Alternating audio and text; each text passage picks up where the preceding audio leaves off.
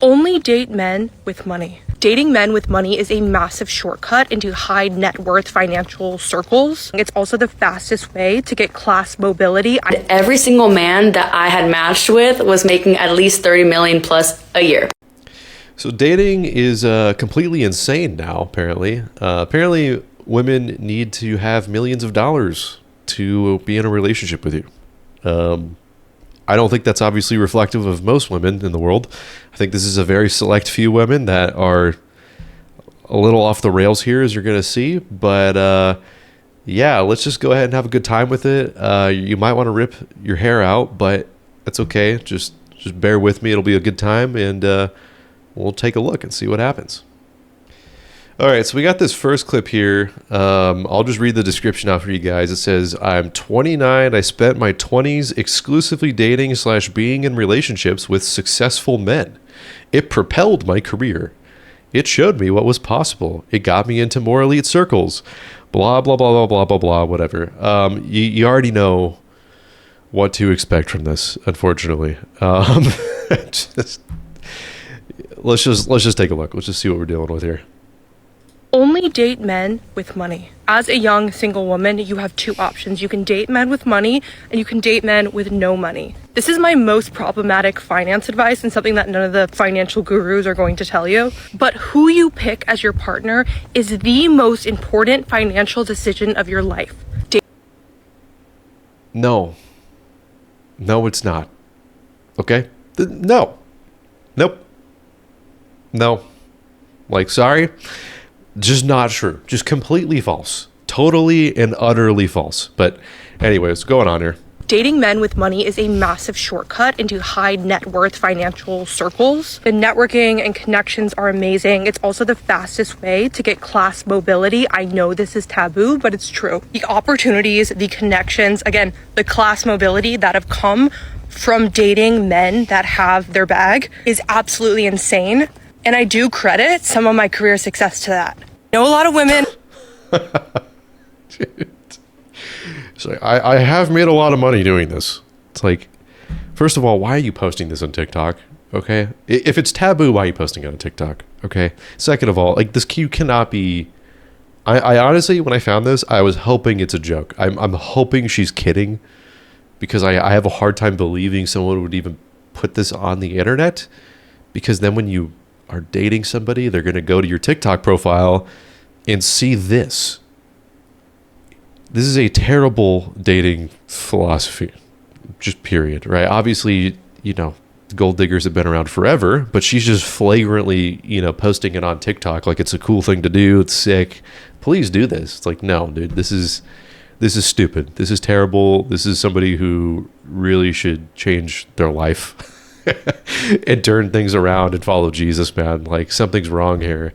And I wanted to believe the comment section was better. I wasn't really too stoked about it, but here, we'll dive into it here. So here's the comment section. Here we go. Just brace for impact here. As a woman in her 30s, yes, but also don't get married until you're in your 30s. Well, I broke that rule, and so did my wife. This goes both ways, honestly. Well, does it go? I don't know. I don't really know any guy gold diggers. I guess they exist. I've never seen any. I agree 100%. But also be very important. But also, I can't read. But also very important to be careful of narcissists. She meant narcissists, but we'll go with narcissists. Most CEOs or millionaires are very narcissistic. Yeah, no kidding, dude. So yeah, dating the richest people in the world, you're probably gonna encounter a narcissist or two. So be prepared for that. And also, you're probably not gonna have a very good relationship if we're being real. Like, if you're being serious and posting this.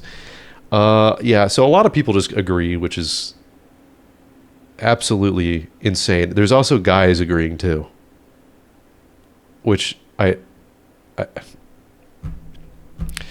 what are we doing, guys? guys who are posting on this, what are you doing? What are you doing? What is happening? So David Martin, solid advice. You are so anyways, that's depressing to see.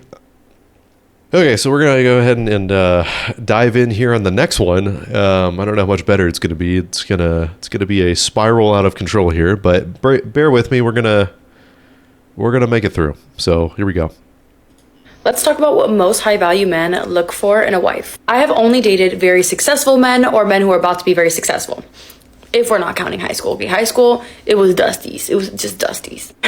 Basically, the main thing that high value men are looking for is somebody to make their life happier outside of the workplace. These men need somebody to increase the value in their emotional life and their fulfillment in life. As a woman, your emotional intelligence is one of your biggest assets to men in their eyes. Are you able to calm them down before a business meeting? Are you able to make them happier when they're stressed out? The second thing is they love a woman that has healthy habits that will naturally make them have healthy habits as well. If you love to work out, you don't party all the time, you like to eat good. It also So far, everything seems fine. I don't think this is really, like, nothing here is bad, right? It shouldn't be the most important thing, but these are all pretty good things to bring to a relationship. like when you add value in experiences. So you might not be paying for anything, but having good ideas of things that you guys should do, restaurants you should go to, trips that you can go on, maybe you help plan things, that's very valuable in a man's eyes. Because you are, again, increasing the quality of his life and the experiences. I kid you not. I explained everything that I just said in my Bumble profile when I was single, and every single man that I had matched with was making at least 30 million plus a year. Like, I have a background in marketing, so this is basically just all target audience, and I just portrayed the target audience very well in the profile. And if somebody ever asks you... So really, we see where this all falls apart in that she starts off and highlights kind of some normal things that you would want to bring to a relationship, and then ends with the main motive of it all, which is you're just trying to extract wealth from somebody. You're just trying to get something from somebody. You're deducing your relationship down into a series of transactions, and you're self-serving, right? Like, that doesn't sound like the foundation of a healthy marriage or relationship or anything, right? Like, that's not a good reason why you should go into something like this. And I'm hoping the comments can bring us some redemption. Let's take a look. Okay, we are here in the comment section. Starts with, please post examples of your dating profiles. Looks like we got a participant in the $30 million a year. This guy, thankfully, is laughing at her for wanting $30 million a year. That's a reasonable response. This person's also laughing. Okay, so there's some hope here. Oh, here we go. 100% true. I always thought I had to have money/career to date high-value men. You don't. Just be his peace/happiness, and he will value that. Well, it's not 100% true. Okay, it is not 100% true, because if you're just chasing $30 million a year, then all the attributes preceding that don't matter, because you only care about the money. You don't really care about how peaceful or happy you make the person you're in a relationship with. It's all very much superficial and surface level and self-serving and selfish and narcissistic. Like, there's nothing good about this. If anything, it's 100% false, because you're choosing to serve yourself in every aspect of it. And then we got celebrity agent, Mr. High Value right here. She's absolutely right. Thank you, celebrity agent. I'm so glad we have you here. What else we got? Is there another guy? I want to see if there's another dude. Oh, here we go. What we got? Connor. Don't know what sort of high value men she's talking to, but that is most definitely not what men value in women. Clown face. Stop overthinking it. I mean, they definitely, I would say men probably do value the things she said. They definitely don't value the doing those things only if $30 million is on the table. Like, that's not good. Like, maybe you don't need a $30 million paycheck to be, a decent human being. It's not a good thing to post on the internet either. But that said, it's like, man, choosing to embody these things that you think are good in a relationship, like she's advocating for things that are good for the most part, everything before the $30 million comment. But then you get to the $30 million comment, and then you realize her entire motive is just to extract money from whoever she's with. Like, that's a horrible reason to go into a relationship. That's going to fail every single time. And I would hope these men catch on to it, or maybe they already know and they're just kind of submitting to it, which is even worse. It's just terrible. Like, that should never be okay. And as men, like, gosh, please get out of those situations, or at least have the ability to detect if these people are in your life. Like, you don't want these types of women to be your wife. Like, this is not good. This is bad. And on this note, like, after looking at these TikToks, what can we really learn and take away from what we're seeing here? Aside from being, moderately irritated, for one, I think it's important to recognize this is not reflective of most women, right? At least I hope not. I don't think it is. And two, there are definitely things that we can do as men to avoid ending up with these types of women. Now, for me, I'm no longer in the dating space anymore. I was in 2021, but I'm married now.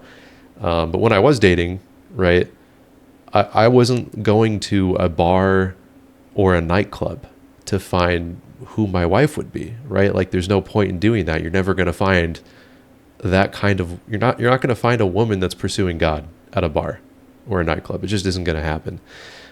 You have to go where those people go, right? Which seems pretty intuitive and logical, meaning you're going to have to go to a church, right? And I get it. Some of you, it might be uncomfortable. You might think that you can just keep soloing Christianity if you're doing that, or maybe you're not really comfortable even going to a church and you've had bad experiences in the past.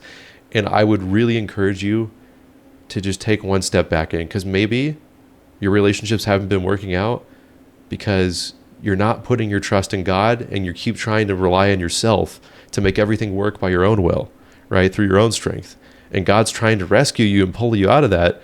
And maybe you're experiencing these failures in relationship because God's trying to help you and point you to a relationship that's lifelong, right? That actually makes it past longer than, a few months or a year without you getting ghosted, right? I think deep down inside, like, if these relationships aren't working, what do you lose by going to a church once a week and just trying, right? And I'm not saying go to a church just for a relationship. Please go to a church because you want a relationship with Jesus first and foremost. And then from that, go to a young adults ministry, meet up with people, make friends, get involved, all these good things that I think really, strengthen your faith, but also your relationships with people around you. You're made for community. A church is really only a benefit to you in the long run. And the second point is being able to spot and discern, who is a godly woman versus who is just a good marketer, right? Like we saw with that second clip. Like, there's a difference between a godly woman and a good marketer, in that a godly woman will build your soul, and a good marketer will just demand, money or something in return that benefits her lifestyle, and it's very much self-serving. Like, it would be very obvious, I would think, right?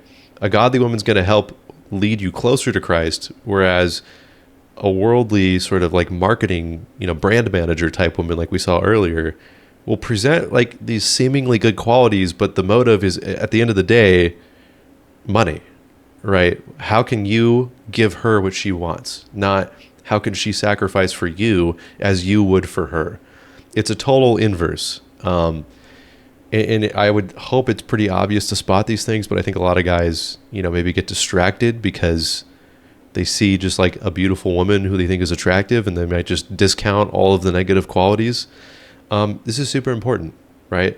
Choose a woman who you can actually, serve God with, right? That you can actually have a lifelong relationship with, where it's more than just what you can give to her. and she sees you for more than just what you can provide, right? Those are things that transcend your very life, right? That you want, and not just as a wife, but even a mom for those of us that want to be fathers, right? Consider all these things. And the third point is we need to understand what God actually asks of us as men, right? What qualities or attributes should we have to not only like attract godly women, but be good husbands and good fathers, just things that you should carry with you the rest of your life. And the biggest contrast that I think you can kind of pull out from these TikToks is the world says to take and gain and get as much as you can, whereas Christ takes more of a sacrificial position, says, give everything you can. It's not about what you gain from the world, it's about what you're willing to give. And I think a really good verse from Ephesians 5, right? Ephesians 5 verse 25 says, husbands, love your wives just as Christ loved the church and gave himself up for her. That is the embodiment of sacrifice, right? And that's what Jesus is quite literally expecting us to embody in our marriage, right? That we sacrifice in every way that we can for our wife. And in all honesty, you see this in such an opposing way from this like red pill message, which is, oh no, you work on yourself, man. Better yourself only, right? Better yourself, focus on yourself. Don't ever worry about other people. Just focus on you, man.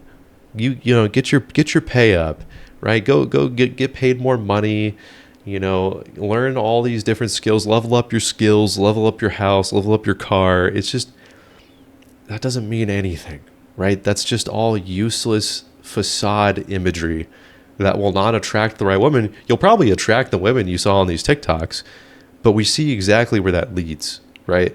It's why when Jesus is talking in Matthew 16, he says, whoever wants to save his life will lose it, but whoever loses his life for my sake will find it. And he means that quite literally in every aspect of our life, right? Whenever we try to put life in our own hands, we lose it every single time. Whether that's through our career, our ambitions, and some ambitions are okay, by the way, but you know what I mean, where we're elevating our plans in life over God's. And we're saying, God, actually, I want to be the God of my life. I don't want you to have any part of it. How do you expect God to respond to that? Do you think he's going to send a godly woman into your life? Do you think he's going to surround good people in your life that are going to build you up and help you out and guide you more towards Christ? No, right? It needs to be this fully sacrificial stance of saying, God, your will be done, not mine. A full prioritization of saying, God, I'm going to prioritize and choose whatever it is you have, right? I'll abandon my desires because whatever you have is far better than anything I could ever imagine. And that requires faith and sacrifice, as I'm saying, like that's the most important attribute as a man, as a husband, as a father, is sacrifice. Embrace sacrifice, not money, not status, not whatever standards that the world seems to define. It's like those things are all dust, right? Listen to what Jesus says, okay? His way is way better. And the fourth point here kind of covers a little bit of the first point, but again, get involved in a solid church, get involved in a young adults ministry. Please don't do it just for a girl, but please do it for your soul.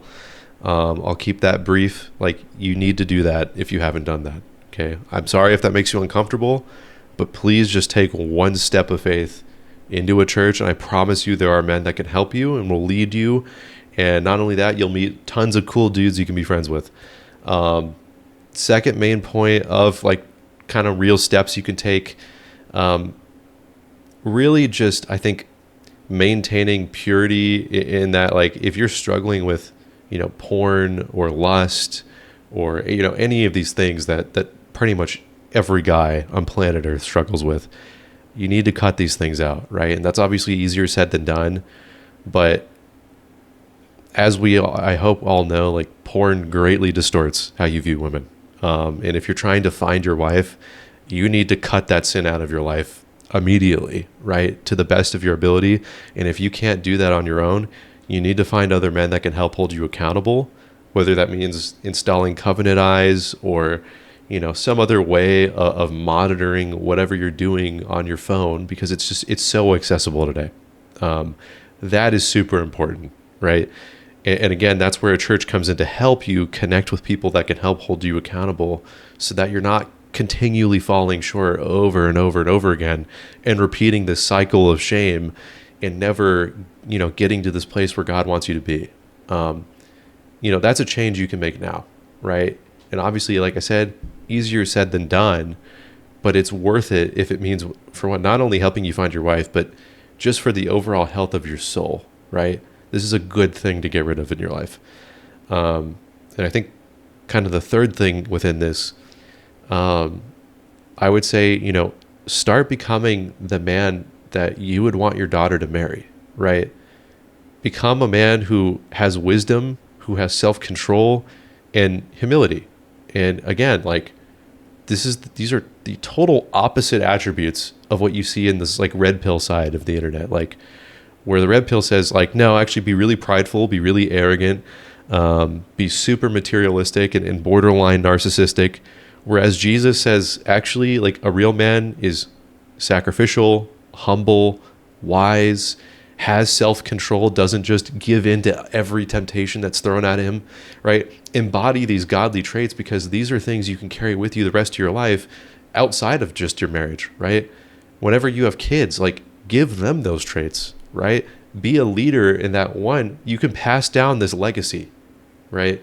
Pass down a legacy that breaks these generational sins and cycles of sin that people are in, right? Even sin that you're living in, right? This is how we do that. This is our way of fighting back against the darkness that's in the world, right? Is by embracing attributes that Jesus wants to instill in us. All he asks is that you just let him, right? And that you trust him and stop leaning on yourself. And again, easier said than done, but it starts with a series of yeses to what Jesus wants for you, right? And I think that's super, super, super important. And I kind of want to just take a quick moment too. And, you're this far in the video. Well, for one, if you made it this far, please like and subscribe, leave a comment, let me know if you've encountered a woman like this, or maybe how you can help some other guys in the comment section that are struggling or going through similar issues.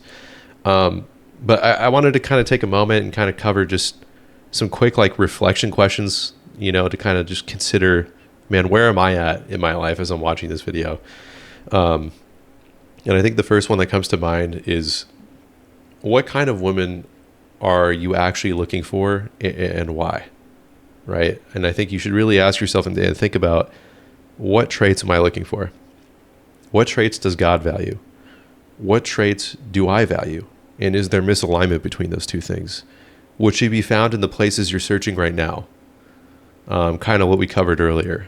Are you building a life on what God values, or what TikTok values, on what society around us values, right? If God gave you a wife today, would you be ready to handle that? Would you be willing to embody the traits we just talked about, right? Do you have humility? Do you have self-control? Have you cut out things like pornography from your life, right? Like, these are all super important questions that I hope you're asking yourself while you watch this video, and being honest with yourself. Because if you're willing to ask yourself these questions and find the answer and pursue Jesus, hopefully at the end of the road of all these questions, like, you can be set free from the things that are holding you back, right? Not because I'm just some random guy on the internet talking to an iPhone, but Jesus changed my life too. And if this video is helpful for you, please like, subscribe, comment, all that good stuff. Share with your friends. Let me know what you liked about it. Let me know what you thought was funny, or if you've encountered women like this before. I hope not, for your sake. But yeah, thank you guys for checking it out, and have a good one.